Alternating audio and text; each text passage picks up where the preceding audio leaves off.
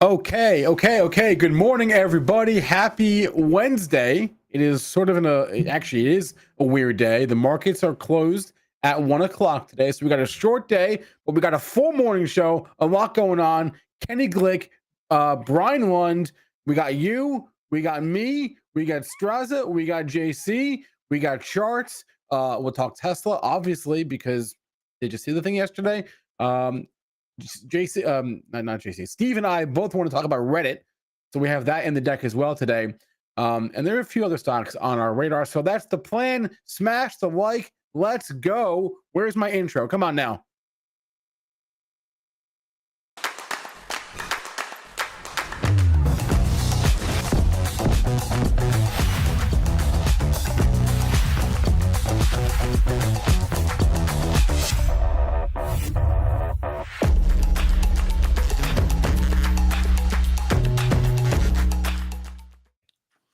What's up, y'all? Good morning. Good morning. Hey. Happy Wednesday. Last show of the week. Do I have that right, Spencer? Last show of the week? Last show. We're not going to, obviously, no show tomorrow, right? That would be silly. And we're not going to do a show on Friday either. So show tomorrow would be un-American. So do we do like the whoop today or no? Nah, because we're not having a show on Friday, but the market's open. The whoop, no. It's when you get the Friday. Yeah, it's when you get the Friday. Or 3-day weekend where you get the Monday, you know? Okay. Yeah, these weird like midweek market holidays. 2 in like 3 weeks now, right? Yeah. Time we've had like a disrupted week. Yeah, it's a little silly. You know? Like, why can't we just move it to a Friday or a Monday, let people enjoy the weekend a little longer? Like, this is stupid. Because it has to be the 4th of July. If it was Friday. Oh, yeah. That's July. A good point. No? Yeah, it's either the 4th of July or you get, like, if the 4th of July is on a Sunday, then you get Monday off or something. Yeah, that's true. You can't be working on the 4th of July. No. That's a good point. But we should Friday should be closed also, but then the New York Stock Exchange can't be closed 4 days in a row. So it's like so many rules. Well, I think crypto's figured something out. Like, can't they just trade them? And if you want to take the day off, you take the day off. The blockchain does fix this. You think cryptocurrencies give a damn about what, fireworks and beers and hot dogs, But isn't that probably like the world that we're headed toward, where it's Christmas? And if you really want to make a trade, you could. There's probably really light volume and nobody's in the office, but the market's not closed. Yeah, for Cubans, Christmas Eve is a better day than Christmas. And I remember vividly like selling treasury bonds on Christmas Eve. This was like in 2018. I remember specifically making my pig. Because Eve is a half day. Eve is a half day. And the bond market might be open. Yeah. No, I think we could do better. If I were the president of the United States, I would look into this. We would have like a council, like a holiday council. All right. Well, you would look into changing the holiday? Okay, whatever. No, I would look into changing how we celebrate it. There was speaking of this kind of stuff, there was a congressman on one of the major networks this morning. They're finally talking about crypto as it relates to politics and crypto regulations and whose positions are and yada yada yada. So that's nice. These communists need to stop, right? Let the kids YOLO their meme tokens, right? Come on. No one's stopping us. Let's go. Who's stopping us? They got rules. You can't trade all these. Not every decentralized exchange Americans have the ability to trade on. It's actually very frustrating at times. Nevertheless, I don't feel safe on decentralized exchanges. Spencer, my good man.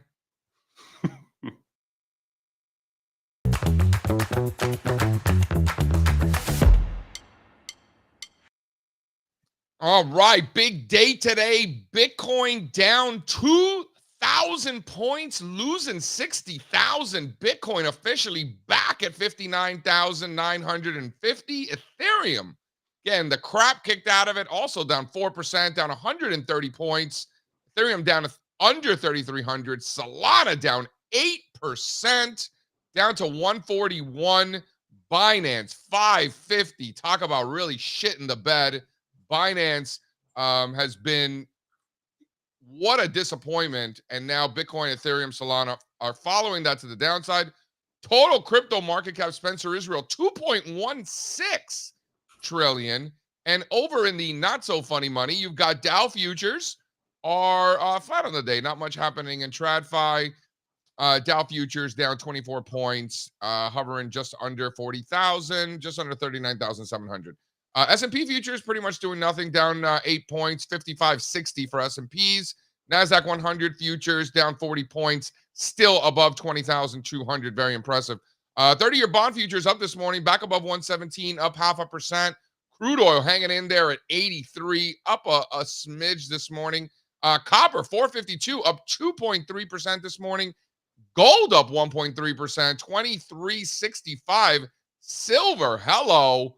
All that money flowing out of crypto into silver markets. Silver, $30.86, up 4% on the day. Wow, what a day with the VIX down near 12. So, Mr. Strazza, what stands out from the futures this morning? I think this little crypto sell-off is probably nothing. I think we need to continue to pay close attention to the bond market. I think it's been talking to us. And looks like not much from equities. So wow, when did Strazza become such a bond market, bro? You know, JC, what do you make of that action? I keep thinking about it. I want to talk more about it today. I brought a bunch of financials charts, but the fact that these big banks broke out while interest rates were ripping, like they didn't even care. That's not nothing. It reminds me of the word rotation. Yeah, but they rotated. They've been rotating into the financials, or at least the banks, when rates have been coming off this whole cycle. Also, we're 2 years into a bull market, and correlations have been the lowest among equities this entire bull market. Yeah. New cycle lows for rolling 1 month, 3 months, 6 months, 12 months correlations. We could show that if you like, but all straight down, which is perfectly normal and consistent within an ongoing bull market. Those correlations come off. So if correlations among equities are coming off and we have the data, it's not just an assumption. We've also seen these correlations coming off with bonds as well, and the dollar for that matter, right? What do you think matters more at this point for risk assets? Is it the dollar or is it the bond market? It's the fucking rotation, man. You know, coming into February, we're coming in hot. Sentiment was hot. The most bullish they had been in years after like one of the most epic rallies ever in the fourth quarter that spilled into January. And what's happened since then? Financials did nothing. Industrials did nothing. Healthcare did nothing. Consumer discretionary did nothing. A lot of these things went down. I think technology was leading. There were certain segments of financials that kind of kept going, and you can argue certain segments of industrials kind of kept going, and little spots in discretionary. But at the index level, none of these things did anything for 4 or 5 months. And now they're breaking out again. Which is perfectly consistent with bull markets, is it not? Like, isn't that what you see? So when you ask me, like, what's more important? It's the rotation. Last year, I remember vividly people like, oh, JC, it's only 7 stocks, bro. And, you know, this is unsustainable and da-da-da. And I'm like, are you guys not watching the rotation? Like, the rotation continues to come when it needs to come. And the rotation is coming now when it needs to come. I mean, it's no different. It's just a continuation of everything we've seen the last couple of years, how I look at it. So the answer to your question, rotation, that's what matters most. I think you're being very kind and using the word rotation rather loosely right now. Like what is really getting rotated into? Discretionary. Right? Amazon just broke out of a 4-year base and new all-time highs. Tesla's up 50% in the last couple of months. Amazon and Tesla have had a good week, and that's broken out XLY. Discretionary stocks don't look like that on an equal weight basis. Amazon's breaking out of a 4-year base. It's done absolutely nothing since the prior cycle's highs, and it just now broke out. Consumer discretionary came weeks ago. Discretionary was down for the year, bro. Equal weight consumer discretionary is just off its lowest level of the year. Like, it's like a point away from its January lows. Let me ask you something. What's going on in XLY is not really illustrative of what's actually going on with discretionary stocks. Breadth has barely improved, my friend. Like, barely improved. The market is still so thin. We're getting intra-sector rotation. The market's so thin. You got financials breaking out to all-time highs. You're talking about a thin market. You got big banks and you got broker dealers working. Are they an important group at all? Yeah, that's great. But like, you can't really give me a long list of things that are getting rotated into. There are little pockets that are working. That's why I think the banks breaking out was so strange. How With come the bottom up, industrials aren't breaking down? 70% of Look XLY at is below its industrials. 20-day moving average. Listen to Settle, me. settle down there, Baba Louie. 7% Take of a look at XLY. industrials. Take a look at industrials. I know you well. You're not going to argue that industrials are not important, right? Yeah, but they're not breaking out. Okay, but they're not breaking down. It's the rotation has been lackluster, and we're not seeing necessarily sector rotation. I think we're seeing intra-sector rotation where stuff's coming out of maybe the AI trade a little bit, coming out of semiconductors, moving into software, internet, cloud stuff nicely. But you're not seeing like it across the board. I'm not seeing like my breath dashboard flashing green like it does typically in nice up leg phases.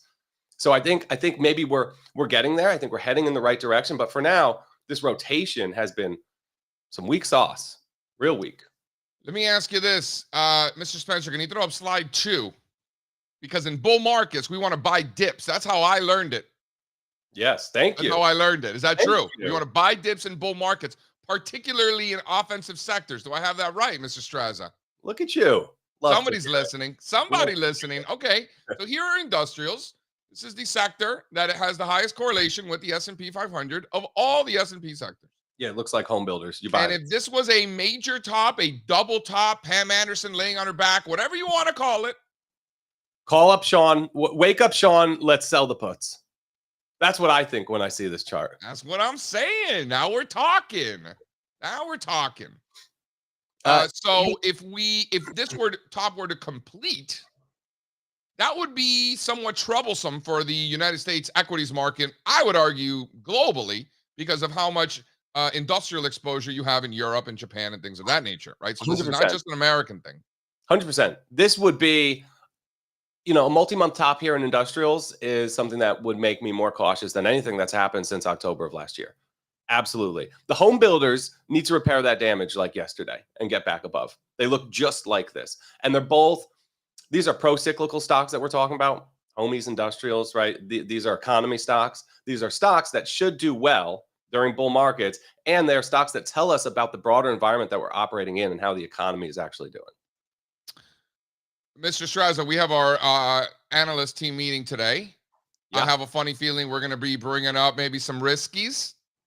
Maybe some riskies in here, huh? Maybe a little caterpillar action. I don't know. I have ideas. When it comes to the riskies, I'm full of ideas. I don't know if we're going to get paid to sell those puts. We'll talk to Sean about it. But nevertheless, this is where you dig in and buy them, right? This is the so-called dip.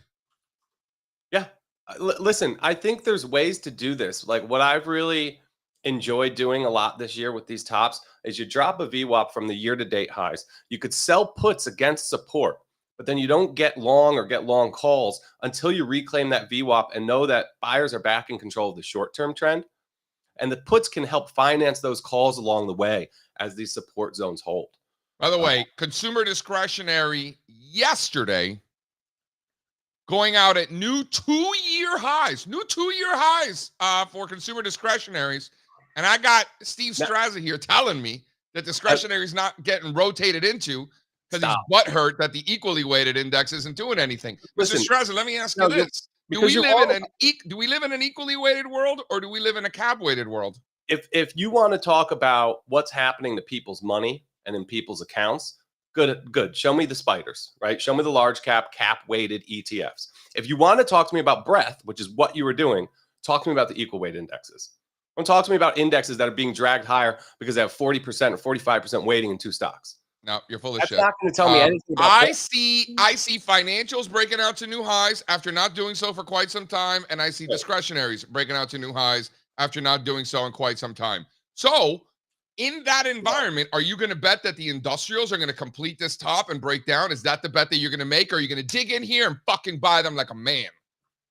Again, there's ways to do this responsibly and like wait for confirmation. I think. Do this responsibly by putting on a risk reversal. No, you sell the puts first, and then you use that. How we like to do it around here is we like to sell the puts and buy the calls at the same time, right, Sean? Tell them. Oh, Sean and I, we've been discussing different things. So no, I know. I'm just kidding. I don't necessarily have to play that game where I sell them and buy them at the same time. Some trades like spreads and stuff like that, especially like condors, I definitely want to do it at the same time. But something like this, I don't necessarily have to do it at the same time. Let's let's by the way, throw slide 5 in there. Let's just talk about this for a second because it's hard to have a conversation about consumer discretionary breaking out to new 2-year highs without showing what the Tesla is doing. Shout out Elon Musk. My man just got paid. I was watching an interview with what's the 1 to 0 guy? 0 to 1. What's his name? 0 to 1. What's his name? Strazza. Not for me. I don't know. What are you talking about? Yes, you do know. What's his name? He's 0. like boys with Elon back in the day. He's like super Republican.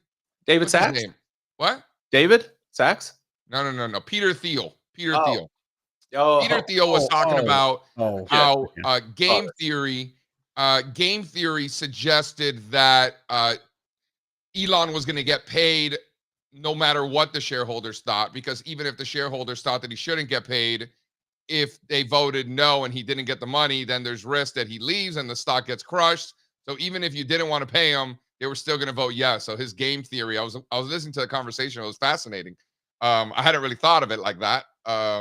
But he absolutely nailed it. Look at this thing, man. Highest level since January. Look at that base, man. This is the second largest component of the consumer discretionary space.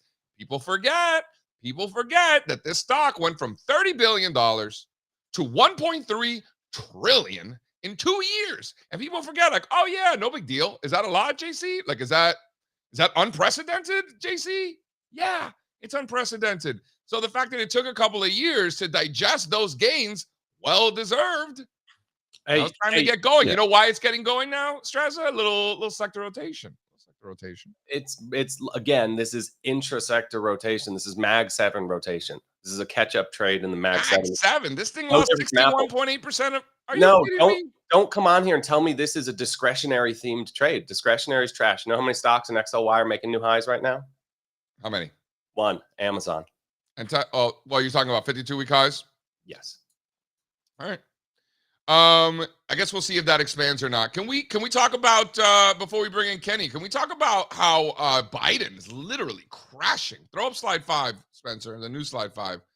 And I'm not talking about the Geo Biden meme coin that's also been crashing, by the way, down 93% off its highs. I'm talking about the dude, El Duderino, if you're not into the whole brevity thing. This is the top line is Joe Biden. And the purple line that's breaking out to new all-time highs is Harris. So this is a momentum thrust, clearly confirmed by volume. You could even flip on the candlesticks here. This is predicted.org. What about the divergence between Newsom and Harris there? You know, people didn't love when I used to tweet these out last election cycle. I'm going to leave this to you this time around. But I think you're right. It's important. And this is what matters. These out. There used to be, before predicted, there was another one before that. I think it started with an I. You remember? Anybody remember? Yeah. The one that from like 3 cycles ago? This has been around forever. What was that called? What I do know another one is that the market is having a much easier time pricing Biden out of the race than pricing Trump into victory, right? And you're seeing it right here in this chart, right? This is a thing among the Democrats for now. Yeah, the Trump victory has remained, got a little bump, last week. Following, but this is mostly among them figuring out who's going to be on the ticket on the other side. And then what about slide 4? You could show that. You could see Harris really inching up, man. Look at that. Joe Biden just crashing. So Harris. How would this work? Like, do I have to watch the political networks today? I heard rumors yesterday, Spencer. I don't know if they're like confirmed or not or legit. I saw them on Twitter that as early as today he could be stepping down. Is that true? What are you talking about? What are you talking? What? Honestly, at the rate that this is going, it wouldn't about? surprise me one bit. I mean, dude, this thing is literally crashing. It wouldn't surprise me one bit. The market is a discounting mechanism. No, I heard he's quietly losing support behind closed doors from some of his biggest allies. Well, the market's pricing that in, whether that's true or not. So, like, if he just splits overnight, like, that's not going to be surprising at all. The market's clearly pricing something like that in very quickly. Doesn't it have to be his decision at this point? Like, he has to step down. Does he make any decisions at this point, realistically? It's really tough. Can we talk about things that we actually care about? Like, this matters. These are betting markets. How does this not matter? So how does this come back to the equities market? If you're not going to be trading, Biden unpredicted, how does this affect the markets overall? The market does not like, you know, a Uncertainty. lack of visibility. The market doesn't like that uncertainty.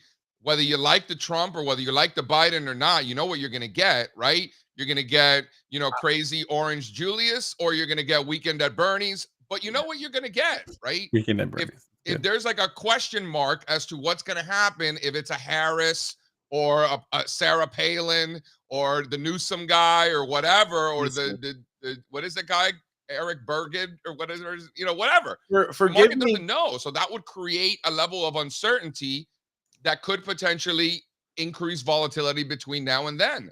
But if it's Orange Julius or Weekend at Bernie's, you know what you're going to get. So the market likes that. That's one of the reasons why we haven't gotten an increase in volatility, because it's not anything that we don't already know. Or as far as the market is concerned, it's not anything that is that a fair interpretation, Strazza? 100%. And that's exactly where my head is too. First of all, I want to say shame on Instagram. I haven't seen any hilarious golf memes from the debate yet. And I thought that they would do some great work with that segment. Second of all, forgive me for not knowing anything about these politicians except very high level.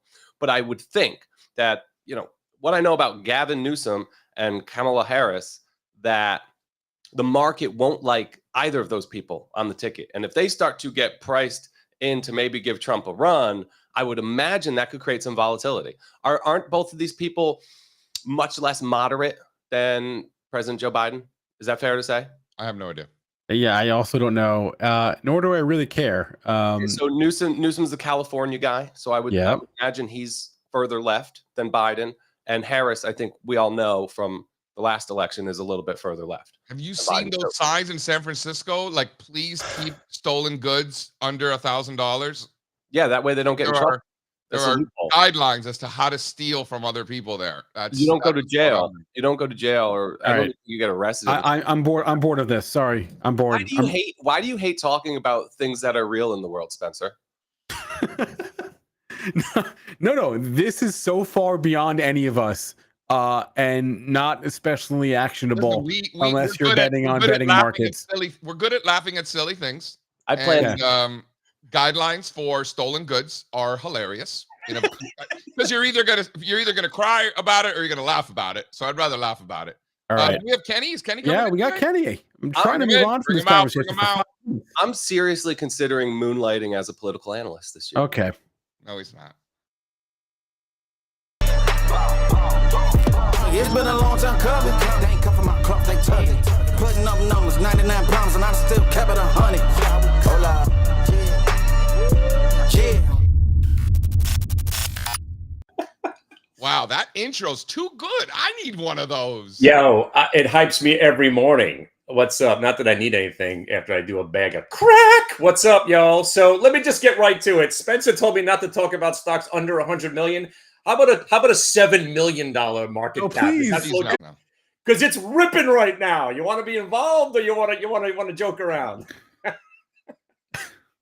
Talk to me, Kenny. What's on the radar this morning? You trading this Tesla, a little pre-market action? How are you feeling about this? You have just read my mind, my man. Yeah. So one real stock, one garbage stock. So the real stock was the Tesla. I came in looking. I love when Tesla's the real stock. How far we've come. Yeah. So it's usually listen, I don't want to make anybody think that those are my go-to names. They're just usually just ripping all over the place. They're hitting the scanner. You're seeing these. But you're starting. Yeah, but correct me if I'm wrong. You're starting your day with what's moving the most, and if it happens to be a $50 million stock or a $500 billion stock, don't matter to you. Right, exactly. And again, I don't really have too much luck on those, because when you get them wrong, they have no bid, and next thing you know, you're down 20-30% in a heartbeat. So I'd rather be shorting Tesla on that rollover. So I have my chart up if you want to see. My bad. It's one of the most simple trades of today. So again, Tesla. This is how I trade. I mean, I'm a bear. Again, I'm a closeted bear right now. I'm delusional at this point. I've blown enough money trying to short the Qs. And if you haven't noticed, since April 22nd, 90% of days, if you just bought the dip on the Qs with the daily options, you're talking about 200 to 500 to 1,000% gains since April 22nd. Take a look at the chart on the Qs. But let's talk about today.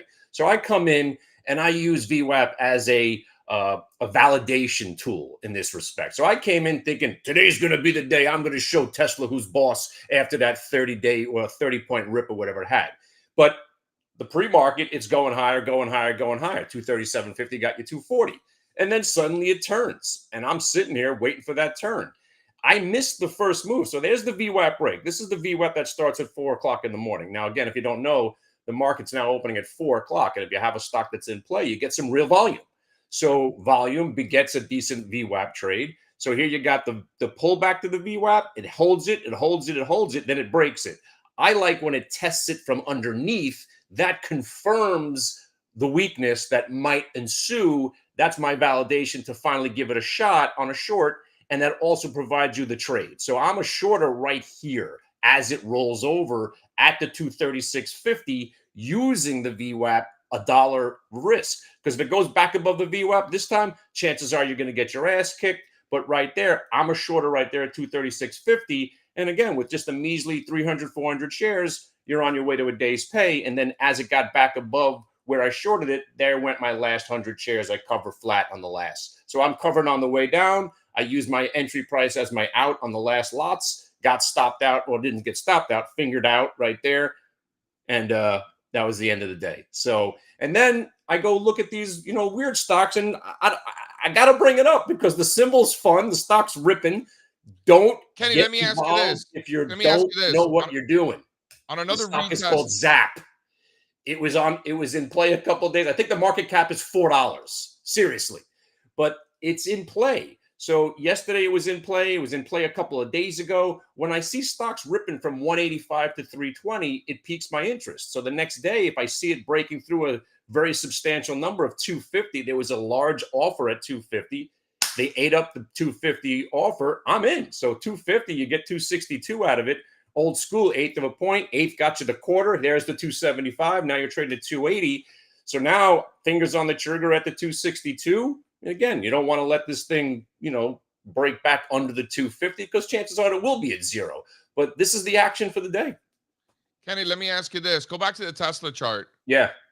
If we get back to that anchored VWAP from the pre-market there, would you look to fade that again? Absolutely. So now I'll look for that same exact setup. So the 236.50 area. So you kind of broke, you kind of tested from here, you rallied back and you failed again. So now if it doesn't test the VWAP perfectly and then starts to roll, I have no problem shorting it if it breaks back below the 232.50, looking for it to go back to break even. And then you'd have a VWAP reversal. And what I'm looking at there is my anchored VWAP to this point is just the daily. So I anchor to prior day. That's my favorite setup.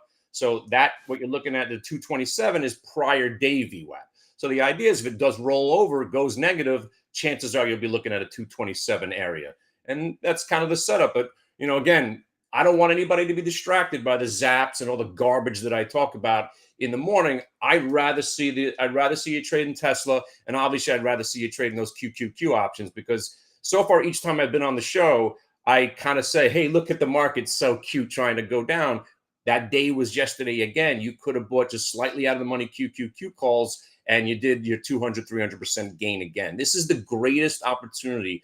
Do not be afraid of these zero date options, especially on the Qs, because now you get to hold $500 million worth of stock for $400 in your hand. It's fantastic. And then also let's remember that these things are super liquid because what is it? 85% of all the volume is institutional. Absolutely. Because this is how they're hedging their portfolios using these zero DTE options. So there's plenty of liquidity there, like absolutely an obscene amount. I think, again, I don't want it to spread to individual stocks. Let's just let it live right here. SPYs and Qs. Again, the idea of 24-hour trading is ridiculous. I hope that never happens. It's happening, Kenny. Then you'll such a boomer, bro. What are you talking about? You think that's not going to happen? Please don't. Because then it's going to take a little bit away from the gap reversion trade that I do. I want to see the market have to react to the gap because we're faders of the gap from the upside and we're buyers of the gaps from underneath. If there's constant liquidity, even though it'll be dried up at 2 o'clock in the morning, except for you psychotic gaps for Kenny to fill. Yeah, but there's liquidity pre-market and aftermarket now too. What's the difference? because you're not getting that real institutional flow in the pre-market. As I much think as you you'll do still get, have. I think you'll you still get a have lot of that activity increase in in the Tesla, liquidity but at 9:30 and 4. I think Yeah, you'll still yeah. have that. You'll have liquidity around the clock. I Yeah. think that. Thank you for calling me a boomer, by the way. And by the way, the Zap trade is over. See, bang bang, you're out. You're So being a again, boomer. You're like, oh, I don't want 24 hours. I I do don't not want other want stocks that have we zero have the DTE. futures. Let the futures traders have their thing. If you want to trade 3 o'clock in the morning on the NQ futures, which is it's the QQQ 24/7. For the record, I'm not saying that I necessarily want these things, Right. but I think you have to be smoking crack to think that those things are not going to happen. All right. Well, I vote against it if I get a vote. Well, you don't. All right. Kenny outlined the Qs trade in his room and also in his daily note, which if you didn't get it, the QR code was on the screen. Link is in the chat. Get Kenny's daily note. Kenny's daily note. Yeah, Kenny's daily note. By the way, if you don't know, the market's closing at 1. So again, enjoy your day and have a great holiday. You too, Kenny. Happy July 4th. Adios. All right, guys. I'll see you in the room. Brooklyn. All That's Brooklyn's finest right there. Kenny Glick. Don't be a dick. Yeah. Vote Glick. Right? All right. Yeah, put Kenny on the ticket. That would be something. That would be like some Idiocracy type stuff. You notice how that movie keeps coming up more and more these days? Everyone's always like, yo. Yeah. Weirdly relevant movie. I anyway, watched it the other day just because everybody keeps talking about it. I only saw it for the first time like a year ago. What movie is this that we're talking about? Idiocracy? Nope. You haven't seen the movie Idiocracy? Nope. Well, you're living in it, baby. Yeah. Sad. Dude, you haven't seen the movie? No. Dude, sit down. It's about a stupid guy that becomes the ruler of the world because everyone's dumber than he is. Everybody gets dumb. Everybody gets super dumb. And is it Owen Wilson? It's Luke Wilson. Luke Wilson. So Luke Wilson is part of like some government experiment where he's supposed to go to sleep for a year, and he ends up going to sleep for like 100 years or 150 years. So when he wakes up, everyone's dumb as rocks, and like there's a WWE superstar that's the president of the United States. Oh my God, it's so good.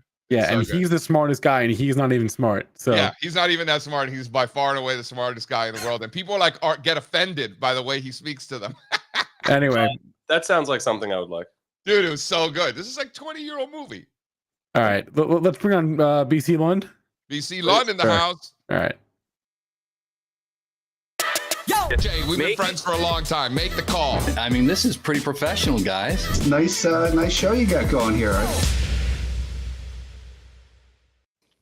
BC Lund in the house. Look at that shirt. Look at that shirt. Let me see. Yes. Brian Lund coming in live from the local library in Huntington Beach.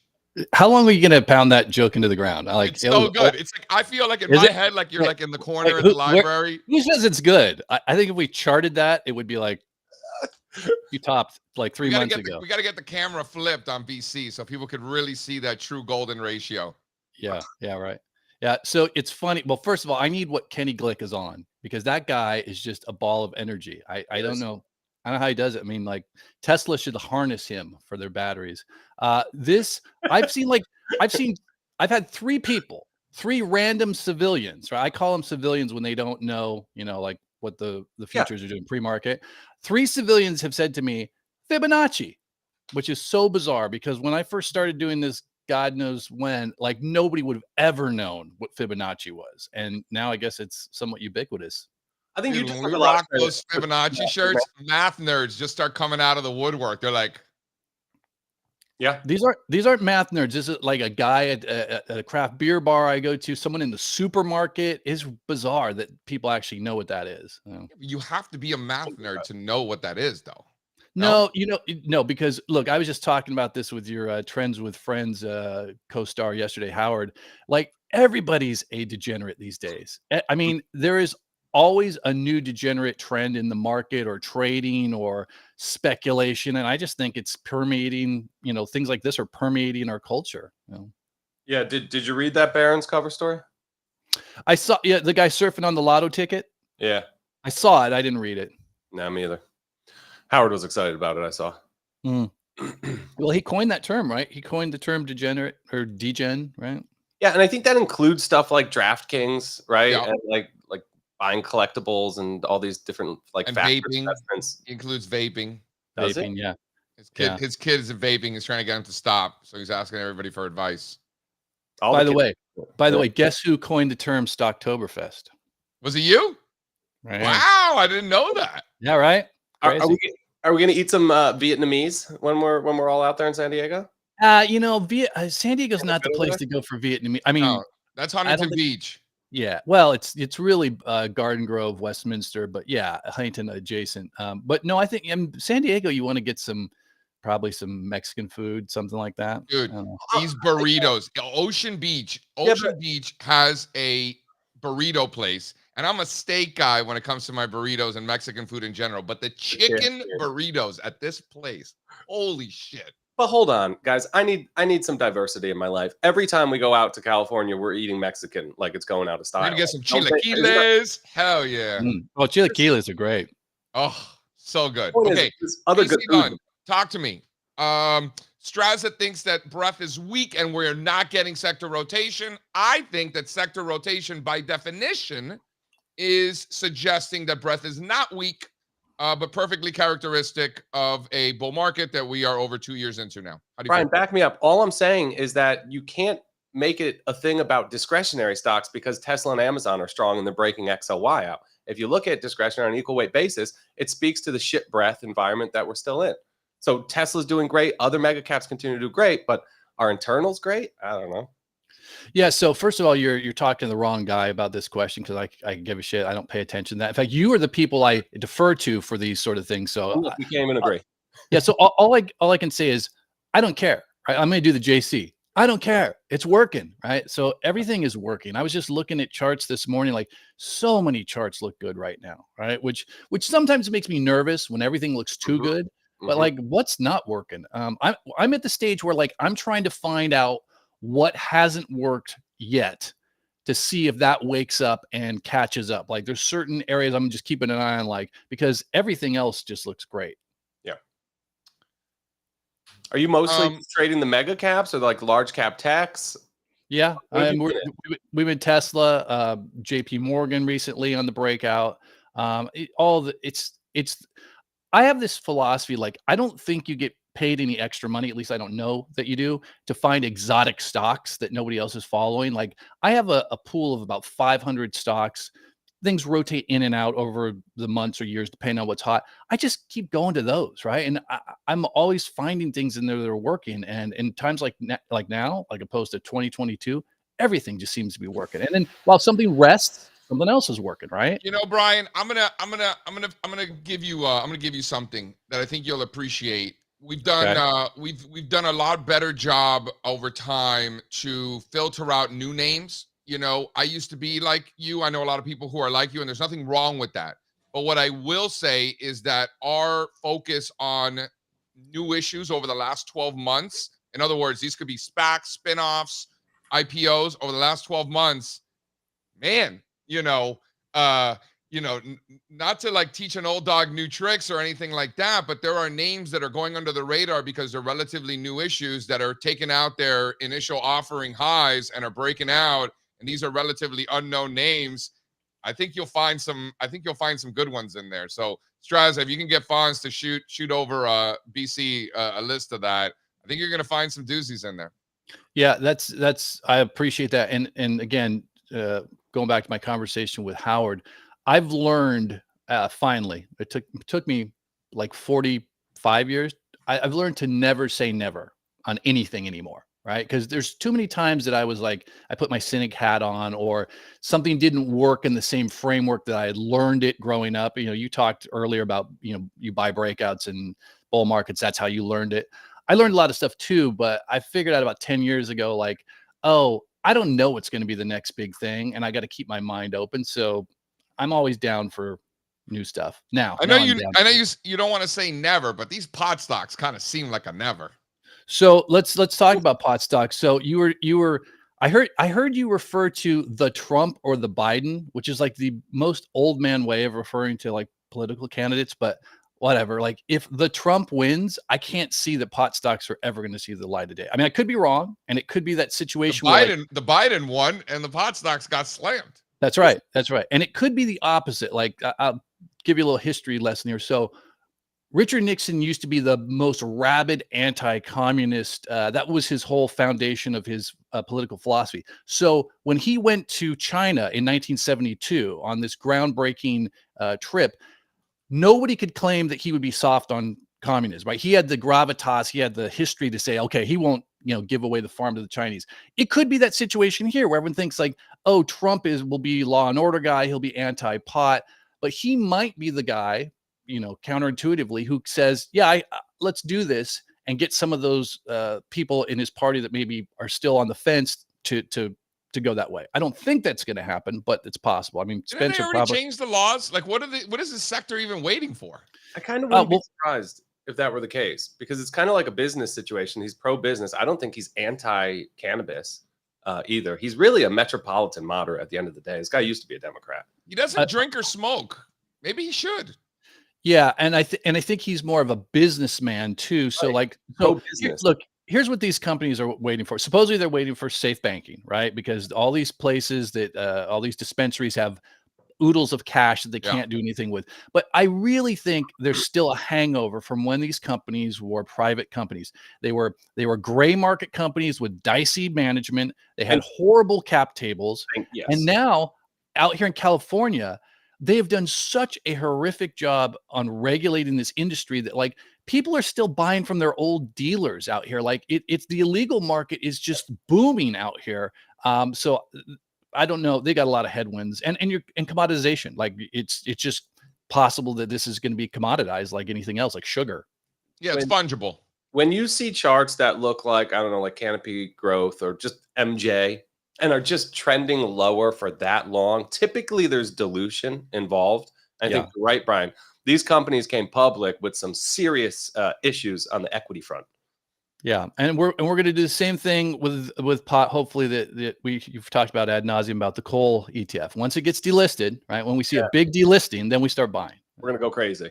That's right. Can you throw up slide 2? Curious your thoughts here. In bull markets, major components of the most important. Who did that? That's so stupid. Who did that? We used to do the Nike swoosh too. You remember the Nike swoosh one, JC? You take a chart of Nike going back to its IPO like 45 years ago. You could draw a swoosh, and it's really just a sweet trend line. It just broke the other day.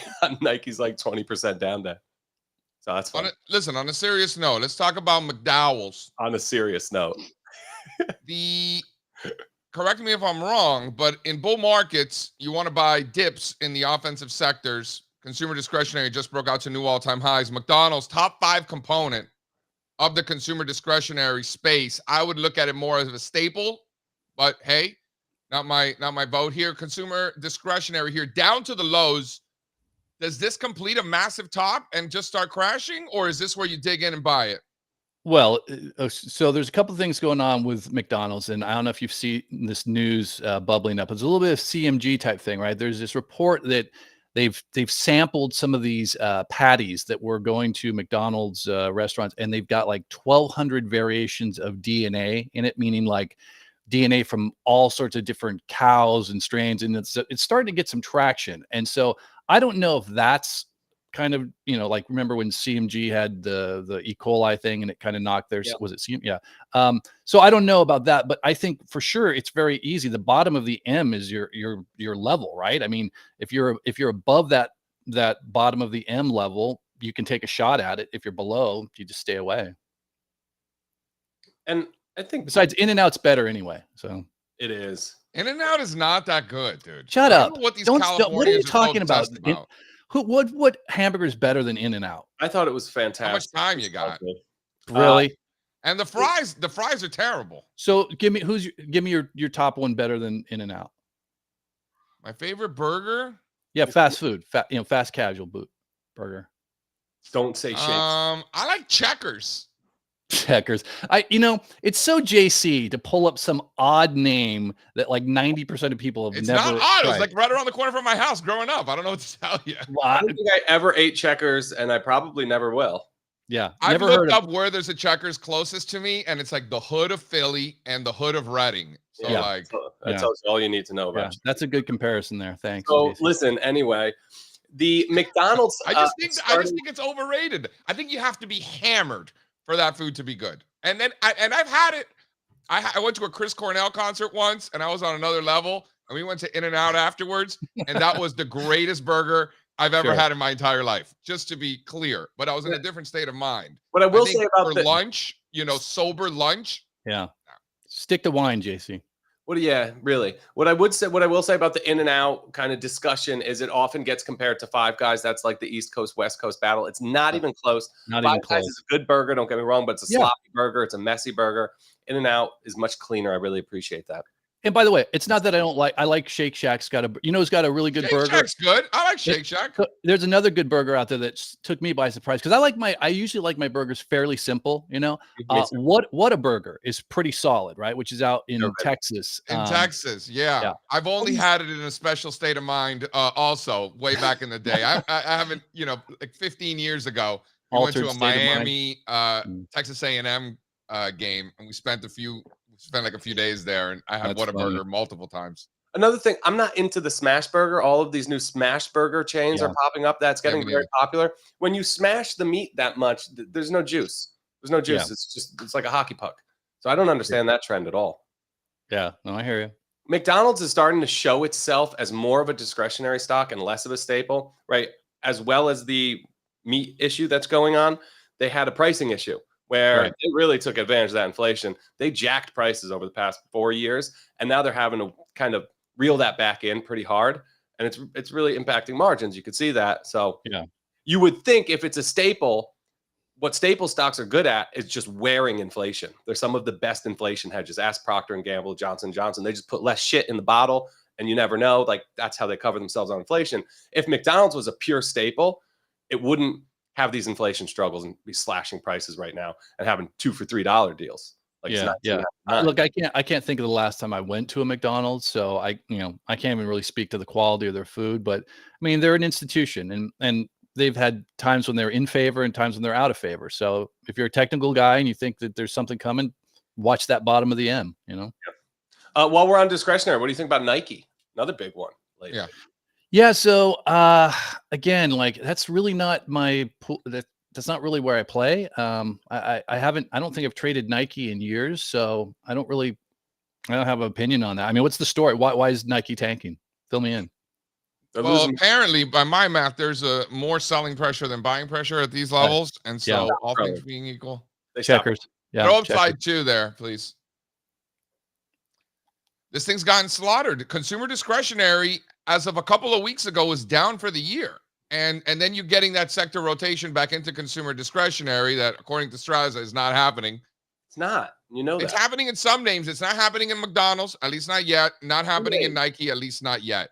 But wouldn't this be a logical place for McDonald's to find support? And wouldn't this be a logical place for Nike to find support? I guess we'll see. Yeah, it would be a logical place for them to maybe stop falling. I think it's going to be some time until they can start rising, though. They got to build out some tradable lows here. I mean, these charts both look like disasters. So I know you guys are not. I know we don't really talk politics here, but like, don't you think the market is pricing in a Trump? I mean, don't you think that's kind of what's been behind some of the? I know this isn't. There's never one reason for a massive bull rally or a bear market, but like, don't you think the possibility that Trump gets back and is kind of buoying this market somewhat? I think you can see not only do I think that if that changes for any reason, then it could potentially get a volatility spike, and all of this, Democrat disaster going on in the political party there has not changed that at all. If anything, it's further reiterated that, but it's really been a non-event for the market, because whether it's Biden losing or the Harris losing or the Newsom guy, like any of them losing doesn't change the outcome of Trump winning. And you're seeing that in the betting markets also, right? Yeah. Someone has to become a threat for that volatility to kind of run its course first. Yeah. Right? And I think, to people out there that are wearing your political affiliation in the market's a bad idea. It's a super bad idea, right? But the reality is that I think people are thinking, okay, Trump gets in. They're already they have this rollback plan, right? Where they're going to roll back regulations. They're going to roll back all sorts of stuff, good, bad, and different. It can't be bad for business, right? Writ large, especially like you would think some.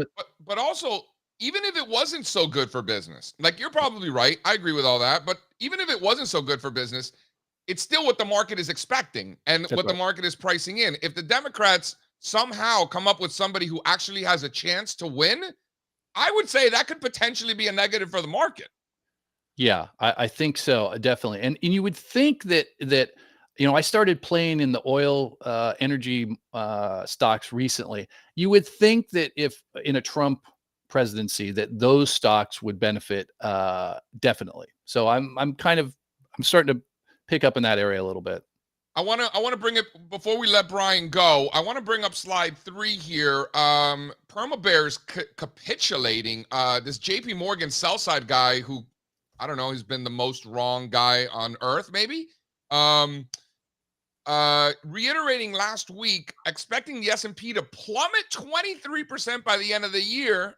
And today, he is leaving. He's no longer.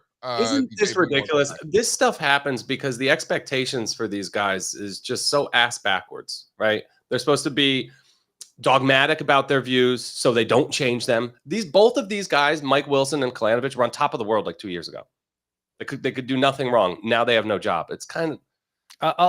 I'll tell you this. I honestly Isn't that the industry that's just going away? I mean, it's just. Well, that's what I was going to say. That. I can't believe they still have analysts. I really can't, because I mean this speaks to the wirehouse legacy that is still out there, right? That those people that still need an analyst, because the analyst is price action, right? That's your analyst, right? People were telling me like, how did the debates go? There was oh, did Biden really do that? All you got to do is look at the futures, right? All you got to do is look at the market, right? That to me tells you everything. So there's just lots of old money that's still stuck in the market. And again, you were talking to Kenny about, 24/7 trading. I still believe this is the big stumbling block. It's not a technological stumbling block. It's that if a Russian oil pipeline blows up at 3 a.m. on Saturday morning and stocks start tanking, all these legacy people want to call somebody and talk to somebody right away. So you're going to have these desks, manned 24/7 in all these big money management firms. That's going to be tough. So I'm not saying it can't be solved, but I think that's the big stumbling block here, not technology, not the ability to trade 24/7. And the chat's going off here. But it goes back to, in the case of like that legacy wirehouse, like that business died a long time ago, and some of these people are just trying to milk it as long as they can. You're seeing that in traditional media as well, because they'll bring these clowns out there and they'll prance them around all day and worship them like if there's some kind of god or whatever, because that's just what they've always done. So you kind of have that legacy silliness taking place in media, which is why it's hard for the general public to understand like what's going on. They're more confused than ever, but they're choosing to be confused. They're signing up to be confused, right? And we've seen the reports, we've seen the data. When the boomer generation goes finally, which by the way, I'm Gen X, right? So when they go, too, Brian, you look good. Thanks. When they go, they're literally leaving the largest generational wealth transfer ever, right? It's some ungodly trillions. So there is still a lot of legacy money out there. So I get that analysts are there for that, but for people like us that look forward, like it's so ridiculous that someone comes out and gives me a price target on Tesla or on the S&P. It's just stupid. Brian, end of year price target. Are you kidding me? Brian makes such a good point. Like, we don't take a step back enough on this show and talk about some of these secular tailwinds. Like, demographics are as important as liquidity to the environment for risk assets. India. India. Well, US. The baby boomers are going through this giant, wealth transfer. That's going to be a huge secular tailwind for the markets. And the millennials, the new biggest generation, we're all making a ton of money over here, entering our prime earning ages, right? And savings. So these two secular tailwinds, we talk about secular tailwinds from AI and this productivity revolution. We got a demographical tailwind that no one's ever talking about that's helping, boost this market all along.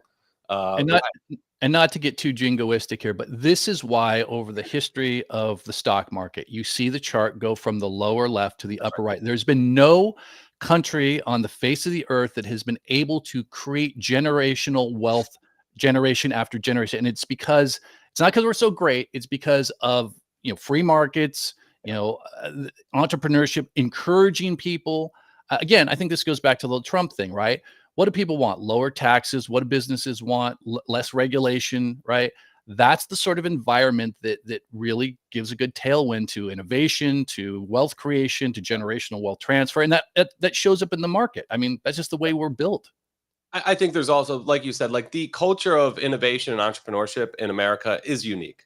It is pretty unique to America, and I think America deserves a little pat on the back for that. And by the way, that's not a bad thing because we'll take anybody in, right? Like, where do you go around the world where someone has a hyphen something? Are you like a hyphen Peruvian? Like, you have African American, Asian American, Cuban American, whatever, Vietnamese American. Like, we'll take everybody here that wants fair play and fair markets. And shout out quality. to the Cuban Americans out there. That's Shout right. out. And that's why we have so many more tech stocks than the rest of the world. Why our tech sector is 30%. So I assume I'm also, I think it's important to remember the sacrifices that maybe your parents, your grandparents, your great grandparents made. The more generations you are removed from that, the more I've noticed that people take it for granted. Like myself and a lot of my friends were first generation. Our parents came from Cuba when they were little kids. Our grandparents had to leave everything. So we heard these stories, our whole lives. And that really impacted us because we were first generation. And then I go to college in Connecticut, and my friends in Massachusetts and in New Jersey and in New York are not first generation. They're second, third, fourth generation, and they're further removed from those sacrifices. And it was quite obvious how much my college buddies took for granted the sacrifices that were made by prior generations that maybe my friends growing up didn't, because it was like in our face more. So I think it's important for people, I think, that are few generations removed from that immigration to ask questions, to get closer to that, because I think it helps drive you, really, at least for me. That's the challenge you and I have, JC, because our kids are growing up somewhat soft. I mean, we try to give them some challenges and whatever, but like just the nature of the world that they're in. Like I was watching some rapper, I don't know if it was Lil Wayne, it was somebody, and he was saying that like he just, for the hell of it, every third time his kids ask for something, he just says no. Like, he could afford it, he could do it, but he says no because they have to have some resistance, some friction, some failure, so to speak, so that they can be steeled a little bit. I think that's a big concern, right? How will our kids function in a world where everything has worked for them by doing this their whole life? Yeah. I think it's a matter of hunger too, JC, the first generation, second generation thing. Yeah. It's your experiences, in your childhood and your adolescence give you like a hunger in your belly sometimes. Yeah, like my friend, their parents have a house in the Hamptons, so like, do they really need to work hard so they can afford a house in the Hamptons, or they could just drive to their parents' house and hope their parents aren't there? Yeah. A lot of that's a literal hunger. Like I've talked about this before. My wife, Vietnamese, her family came over here, 7 of them on a boat, right? Yeah. They literally lived in a state of hunger for the first couple of years they were here. So it wasn't just a theoretical hunger. They had to hustle, they had to scramble to survive. But then you look at the Vietnamese community here, and it's probably one of the most prosperous immigrant communities anywhere in the world. I mean, Strazza loves Vietnam. What better than that to make you work hard for the rest of your life? Right. It can happen to anybody. We should starve our kids, is what you're saying, Steve. Is that what you're saying? I mean, listen, it's a matter of how easy was your life growing up. I think that's really the theme here. It's not rocket science. Yep. I mean, my parents didn't have all that much when I was a kid, and I felt like I had everything, Right. Right. You didn't know what you didn't have. You didn't know what you didn't have. My family was like, lower middle class. We were fine, but like I never felt like I wanted for anything, but we weren't rich for sure. I don't think my dad ever made more than 30 grand his whole life, All right, what else we got? What are you watching today? What are you trading? You interested? Yeah, well, give us a name. Give us a name. Let's go. So look, I'm still trying to, from a long-term perspective, I'm trying to get in Pfizer. I've been trying to. I'm hoping that that's the bottom there in Pfizer. So I'm trying. I've been picking up little pieces of that. Yeah. But I'll have to tell you, going into this summer, Steve, you and I talked about this. I did a couple of plays that were designed specifically so I wouldn't have to be too active over the summer. One was the buy right on coin, right? Which has worked out great because I don't really give a crap about this volatility up and down because I got. So you're long comment and you're writing calls against it. Is that right? So I wrote calls almost right at the money that were December calls, right? They were giving me 25% without margin, right? And then I did the same thing recently on snow before it had its recent pop. So I've been doing that. Why snow? Everybody likes this snow. What's the interest here? Okay, so I'm a technical trader, so I try not to listen to narratives, but I also listen to smart people, and I got lots of smart people. I got smart people in my Discord that have been making the case on that. And for me, from a technical standpoint, it just looks so oversold, right? Like I figured writing some at the money calls 35 days out would be a no brainer, and it has been, fortunately. Yeah. So, and then I know this one I've talked about a lot, right? And it's been a dog, but it's looking better now. Is AI, right? Oh boy. All right. C3 AI. Keeping an eye on it, right? All right. Okay. Look, when this base completes, yes, it's got this VWAP. You drop a VWAP over at those old all-time highs, whatever that is, late 2020. It's right there. Buyers take control of this one. What's it, 3x, 4x? Yeah. And here's another one that everybody is so adamant about. You either love or hate this, but it's firming up really nice. And if you zoom out, I think it's looking good too, is Palantir. Oh, dude. I'm so in. Love it. Love it. It's been doing really well lately too, in tough tape. So here's what happened with Palantir, and I love when this happens. It recently, like a week, 2 weeks ago, it got downgraded, right? And it took a big hit, but it's gotten it all back, right? And I love that when a stock reacts to something like that and then just goes right back to where it was, because then you say, well, the news is already in, right? It's already factored into the price, and 100%. if it can't take it down. And then I'm keeping an eye also on some of the casino stocks, right? Caesars, MGM. They just look like there's a little bit of action that shows me they might be done going down. JC always says that before something goes up, it has to stop going down. So it's just math. Yeah, right.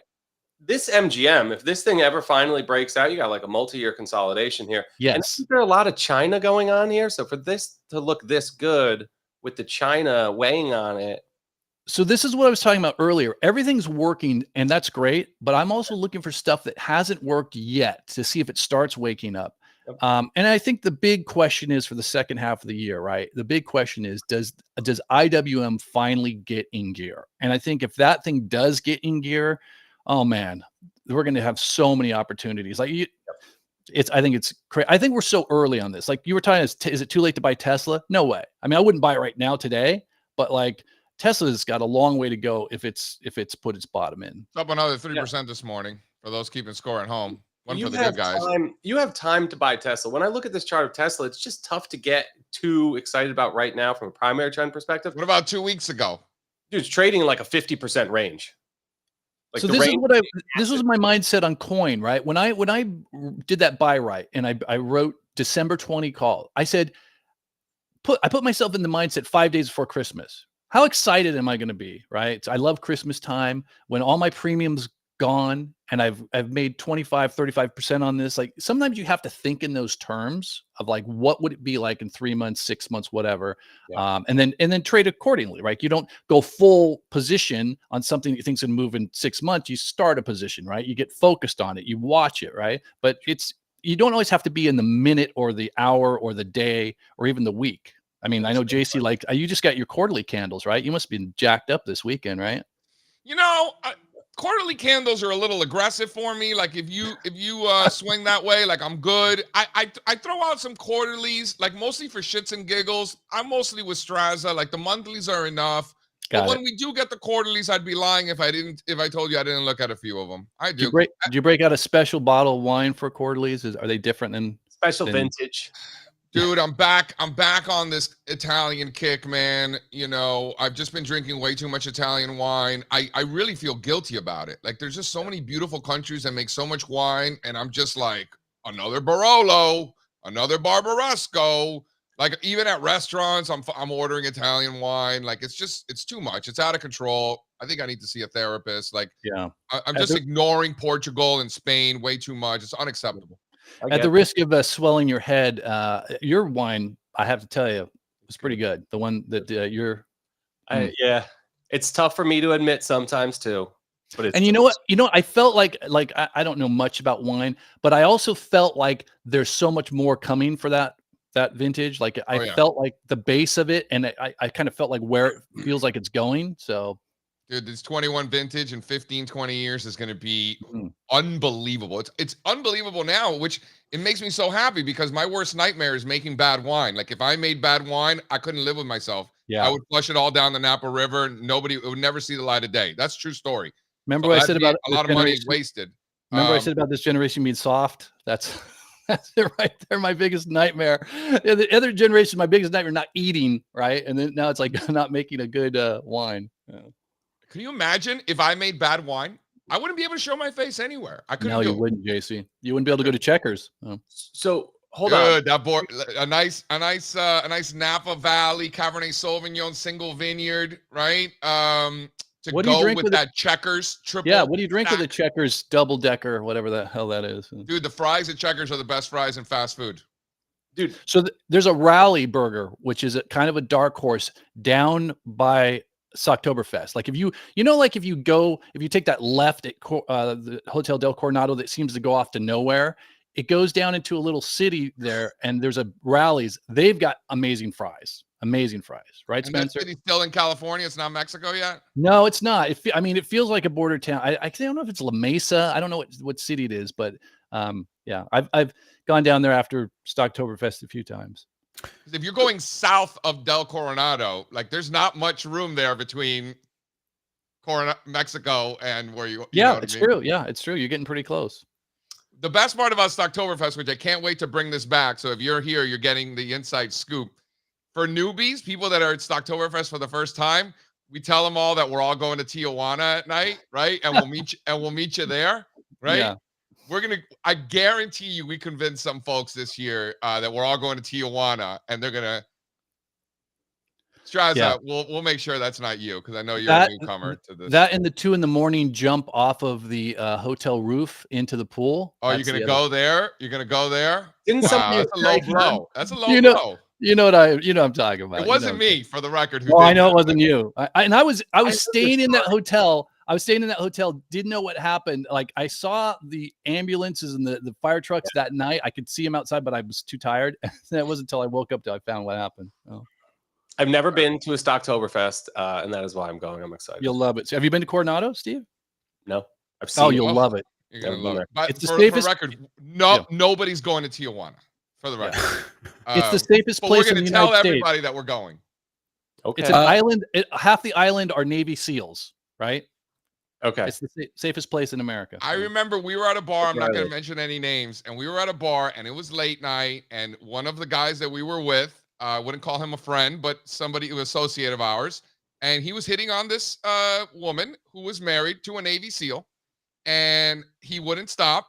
And I'm like, if this dude comes in here and kicks your ass, I'm going to step out of the way. I'm going to point at you. For the record, if this lady's husband comes in here, I do not have your back. You were at that SEAL bar, right? Reiterating this. There's actually a SEAL bar there on Coronado, where like I am not messing with these people. Yeah. No, you're on your own, bro.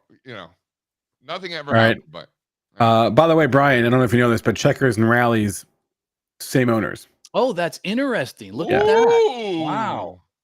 So, maybe we're gonna have to do a little taste test. Do they have Checkers in California? They have Rallies. So listen, they got hoods in California. They probably got Checkers. All right. Brian, have a happy 4th of July, man. Hey, real quick before I go, I never plug anything, but I got a 4th of July sale going on with the Lund Loop. So if you're interested, 40% off your first year. So check it out. The link is in the description. Check it out if you want to know more. So you're going to pay about 61.8% of the cost, roughly. Something like that, yeah. Well, some sort of Fibonacci ratio. Got to do it. Thanks, Brian. Enjoy nature. Thanks, guys. Bye. That's always a good conversation. We could talk about food all day. JC, hold on. Before we move on from this, you guys were talking about rallies. It made me think of There's a famous dog and burger joint right off the post road or on the post road in Fairfield. Super Dupes. No, not Super Duper Weenie. There's another one called Rawley's. You ever eat there in your Fairfield days? Rawley's, little red house, right on the post road. There was like a Jamba Juice across. No, all right. Super Dupes. Super Duper Weenies, fantastic. Fantastic. All right, I got a couple of charts based on that conversation. Let's do a quick little rundown. Dow futures are flat this morning, nothing happening. S&P futures flat, nothing happening at all. So Dow 39,700, S&P futures 5570, Nasdaq futures literally flat, 20,250. Bond futures coming off a little bit now, up 0.5%, just above 117. Crude oil flat, just under 83. Copper up 2.5% still, 453 for copper. Gold up 1.5%, 23.65. Silver still up almost 4%, just under 31. And over in the funny money, still getting killed. Bitcoin down 1,700 points, just above 60,000. Strazza's been looking for that shakeout in cryptocurrencies. We tend to see it all the time before we get rippers. Is this the shakeout, Mr. Strazza? It's not breaking any level. In Bitcoin? Just in cryptocurrencies in general, a little shakeout now? Yeah, it already came. Doesn't count? I think it already came. If it happened, this will be a little retest. We'll see. But this is a snooze fest still. Things are still holding. Solana still looks fantastic. You know, the ones that Fantastic tops like Avalanche are trying to repair them and, you know, still pretty close. But Solana looks fantastic. You're going to stick with that? Are you kidding me? Yeah. What's fantastic about it out of curiosity? It held its VWAP from the December highs, and it ran right into the VWAP from its May highs, and now it's backing off a little bit. It didn't complete a top. So as long as Solana's above the December highs, it looks good. Solana doesn't look different from your industrials chart. I got news for you, or financials for that matter, right? You got a nice ramp up. The underlying trend is higher, and a lot of sideways this year, but no top. I will ask you again. If Solana is above the December highs, it looks good. I bought more Solana the other day against the. Not answering my question. Is that the level, the December highs? The December highs. Yeah. Yeah, that's where I bought it. Yes. Yes, I bought it coming off that level. I was in around 130. Bought it as it reclaimed the VWAP from the December high. All right. I got throw up. You know what? Here. And when I added more Solana, I didn't add any other cryptos. And Solana was already about 35% of all my crypto holdings. So that's how I feel about Solana, just to be very clear. You've made that clear. I got a chart for you to Strazza's point. There's nothing I own more of right now than Solana. Hey now. Really? Yes. You Wow. sound like Raul Paul. Coinbase used to be the biggest, but that's been reduced a ton. That's Slide a two. lot. Yeah. Of Solana. Slide two. I was talking to Raul Paul the other day, and he tells me he's got 90% of his entire net worth in Solana. Fuck. Dear Lord. Oh, boy. I could never. Okay. How do we feel about this? Strazza nailed it. Spot on. Chart, right? Like, so that's what I'm saying. If you're going to come up here and say positive things about industrials, you should view a risk asset like Solana the same way. These are nice consolidations in the context of primary uptrends. They tend to be continuation patterns. When they finally continue is the question, but I don't think they're going to be breaking down. I think it'd be very strange. And I think home builders repair that damage from that top yesterday right here today. And like Brian was talking about, if you look at DR Horton or Lennar, they sold off on a downgrade, and now they're repairing that damage right away here today. So look for these tops to fail over and over and over again. And it's a good place to start scaling in or to build a position or to do something I talked about, maybe sell the puts and then you can buy the calls, something like that. Make it your own trade, right? But this is a good place to start. Can you throw up slide 3? I'm getting price alerts just like bang, bang, bang, nonstop over the past 16 minutes. So markets are looking good today. Hey, how about China waking up a bit this week? You see that? Strazza, before we get into China, how we thinking? What are we thinking here? I have a stock as well that was in the news this morning. This was brought up by BC. I'm ready for it, Spencer. I know what you got. Oh, No? wait. Nobody cares. Little fail, little oopsie. No. You know, Todd Stone yelled at me for drawing this like a top, but I see it the same way. I do. Yeah. I mean, this is, I think you say something similar about this one as we did about 3M. You know, we were saying about Nike that didn't work, but do you really expect some of these, great American companies to break down in the middle of a bull market? I think you want to Great American companies. First of all, Pfizer, this great American company that you speak of, has already gotten cut in half. Great New Jersey company is what it is. Woo! Shout out New Jersey. Shout out Jersey. Yeah. Great American. Do you call it pork roll or do you call it Taylor ham, Spencer? Okay, look. This debate is mostly for shits and giggles. I don't think anybody actually cares about what it's called. I think people care. I think I've always thought that pork roll just rolls off the tongue better. It's easier to say than Taylor ham. Can I get a Taylor ham, egg and cheese? Is just harder than pork roll, egg and cheese, right? Pork roll flows better. That's why I prefer it. But really, Taylor was the company. Taylor ham is the company that made a product called pork roll. So they're both kind of right in their own way. I prefer pork roll because it's easier to say. It's like saying a Xerox. It's like saying like a Xerox and a copy machine. Exactly, like saying, or a Kleenex and a tissue. Right. Pampers or diapers. Exactly. Yeah. I'm a Cuban guy from Miami. We don't have any of these things down there in Miami, so I didn't discover this pork roll Taylor ham situation until I was 18 years old. I didn't know what a cannoli was until then either. It shows you how ignorant. We don't got that down there. We didn't back then. Cannolis in Miami? Hey. Cannolis in Miami? Bro, there are a lot of Italians in Miami. They hold it down. Maybe now. Yes. But when I was growing up there in the 80s, we didn't have any Italians. We had a ton of Cubans. I didn't even hang out with Jews either. It was all Cubans all the time. We had like one Dominican guy, like one Mexican guy, an Argentinian guy, and 95% Cuban. We're here now. And with one Jewish guy, David Berger, We're here now, and the food is fantastic. Good. I'm all for it. These Cubans, they need to get some religion. Because when I discovered cannolis, I was like, where have these been all my life? I had some. So anyway, I'm a Taylor ham guy because that's how I learned it. So I thought you guys ate the boar's head in New Jersey. Oh, we do. Okay. Yeah. All right. Yeah, of course we do. All right. Yeah, I know. Yeah. All right. Yeah. Real fast, can I just bring up the one chart I asked Fonz to make today, besides Tesla, was for Constellation Brands, which actually was up a lot in the pre-market and has now given all of it back, and is now down on the day, believe it or not. That earnings here. This is the owner of Modelo and Svedka, and who else do they own? They own a lot of different spirits and beer, but Modelo is, I think, the best-selling beer in America, or at least it was last year. I saw. Really? Anyway, the reason I want to bring this up is because hot right now, so on trend. Yeah. Really? Yeah. I had no idea. It's really hot. Surprised too. It was like bum beer when I was growing up. So anyway, if you pull up the next chart, Fonz, I just thought this was interesting. Constellation Brands compared to its peers, the relative chart. I don't know if you have it compared to Diageo or Brown-Forman. Constellation Brands is crushing them. Yeah, but I mean, imagine owning one of these distillers or winery stocks, beverages stocks, instead of a tech stock. Look at what it's done since the COVID lows. You could be up 5, 6, 7x in a mega cap tech stock. It's just tough to buy these staples names. Talk to me about bonds. Those are interesting too. I don't know. Not about bonds. The fact that they go down. This is not the same thing. They pay a big dividend and the price barely moves. They're bonds, right? So what? You're not going to buy any staples?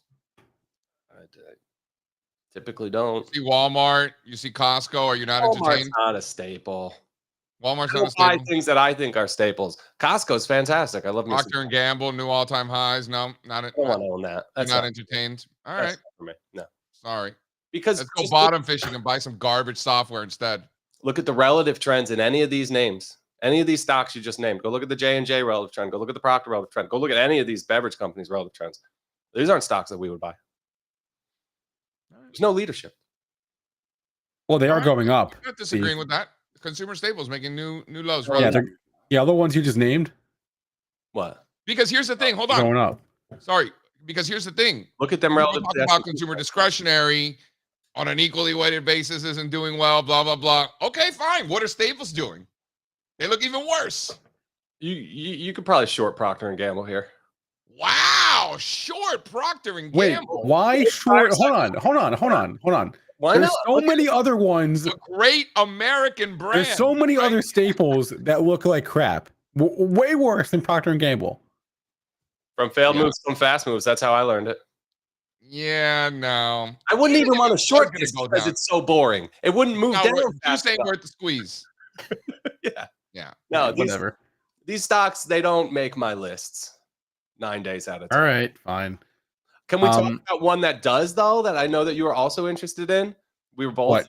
Emperor Sealy? Buying this one. JC, are you getting involved in this? Everybody's getting involved. Yeah. Okay. Thing looks great. Full disclosure, I bought it at the open. Shout out Sam. Absolute killer. He's been helping with the Freshly Squeezed report on top of these short squeeze names. Reddit, I mean, this thing was so ready. This to me is an election cycle stock. This is a battleground stock. This is like one of those JC stocks, like the Trump or the Palantir, where people are very, I think, emotional about it. You think? Yeah, Why do you I think so. that? And I Why do also you think that? Hold on. Step back. Why do you think this is a JC stock? I hadn't really thought of it that way. You think that this is one of those, like a Palantir, Tesla, a real techie kind of eccentric owner. Is it an eccentric owner? I don't know who the owner is. Yeah, I think so. The things that go on the Reddit platform lend themselves to meme stock trading. Are people really mad at this company, like upset about this company? No. I'll tell you who. No one hates Reddit more than Reddit users. Okay, that's a fact. All right. That's a fact. Go on Reddit. People on Reddit hate Reddit, and yet they're there anyway. Regardless of whether I think it's in the category of one of those kind of like hated names, it's got a 23% short interest, so it doesn't matter what I think. It is a hated name, right? Yeah. Look, it's a beautiful breakout. Taking out the IPO highs, gotta love that, right? So new highs. How many times have we talked about that, Spencer? Right? When they take out those IPO highs. Yeah, there's usually a decent question from one of our guys today about SpaceX IPO. There's usually a good drawdown after an IPO. They price these things sky high for a reason, and you typically get a nice sell-off. After the IPO, you want to almost wait for the lockup period. Typically takes 2, 3, 4 quarters before we want to be buying these new issues, right? This one, right out the gates, a little drawdown, bang, right out of that base. I love it. This looks good. This looks different. Right, JC? New issuances typically don't trade this well right out the gates. That is true, because especially names like this and names that are super hype, backed by VCs for a long time, it's the VCs dumping it on retail investors, right, is what it is. It's not like in the old days, companies would go public so that they could raise money so that they can grow the company. These days, a lot of these companies go public so VCs can take profits. That's why they're going public, because they need their cash. So I think it's important for investors to remember it ain't the way it used to be, at least for the best ones. So that's why it's even more important, in my opinion, when the like Facebook is a classic example, right? Got slaughtered, and then once it took out that IPO high, it was off to the races. This is doing it a lot quicker. It's also a lot smaller company. Something to keep in mind here is the post IPO lockup, which is usually with some exceptions, it's usually 6 months after the IPO date. So in this case, it would be sometime in September, right? Market doesn't seem to care, though. Market doesn't seem to care. Market's not stupid. It's going to, discount price and price that in as it goes. Yeah. I'm not saying that a lockup expiration is a reason for that the stock has to sell off. Yep. Because it's not a surprise. The market knows it's coming. Everyone knows it's coming. All that means is that if you're an insider and you got the shares at the IPO, you are allowed to sell beginning whenever the expiration date. I think, like I said, September something, right? So, could shares get dumped on the market? Yes. Does it mean the stock has to go down? No. But if you're trading an IPO, a new issue like this, it is something you have to have on your radar. It's a good point, Spencer. I agree. Yeah. Okay. Let's do some recess and get out of here. All of this carnage in crypto, somebody should tell Coinbase. Hey now.